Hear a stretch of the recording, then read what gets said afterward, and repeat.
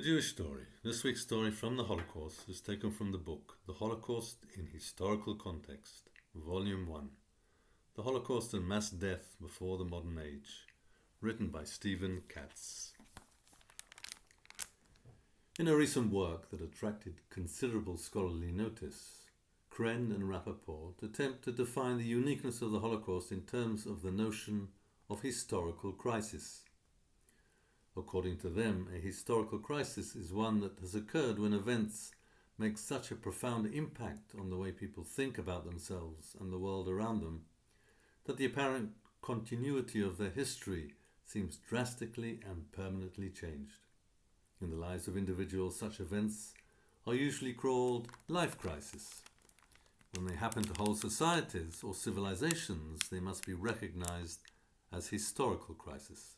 Moreover, like a personal life crisis, a historical crisis is compounded of events or situations which render accumulated past experience or learning quite irrelevant.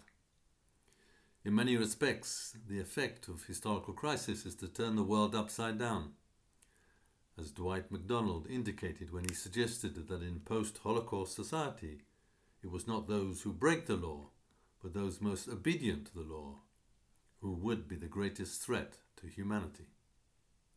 Societies facing historical crises are usually thrown into a period of chaos until they can replace their traditional but now ineffective modes of conduct with new, more appropriate modes. It is therefore possible to define a historical crisis as involving any new situation of sufficient impact or magnitude to require serious, wide and comparatively rapid changes in the normative behavior of a society. If these normative changes are at least minimally effective, they tend to become institutionalized as relatively fixed patterns of thought and action which resist serious change until another crisis situation occurs. Now, although this proposal is suggestive, it is finally unsatisfactory for rigorous purposes of definition, as Kren and Rappoport themselves note. Applied to the Holocaust, the concept of historical crisis can as yet only be suggested rather than demonstrated, although the main thrust of the succeeding chapters in their book is to show how the relevant cultural, historical and psychosocial dimensions converge to require a crisis interpretation. Our thesis is that the Holocaust has been the major historical crisis of the 20th century, a crisis of human behavior and values. If this has not been widely acknowledged as of yet, it is because the consequences of such a crisis, unlike economic, political and ecological crises, tend to be impalpable, especially when they are masked by a language that seems unable to express them and a public rhetoric that seems unwilling to try. But these are matters that must await discussion in the concluding chapter. Yet the Holocaust may be hard to grasp as a historical crisis because the breakdowns of consensus and culturally defined meanings consequent to it are not easily perceived. There were no great changes in ideas concerning government and political power, for example, because the Holocaust was not a revolution. Economic systems and practices were not influenced, for it was not a financial or economic collapse.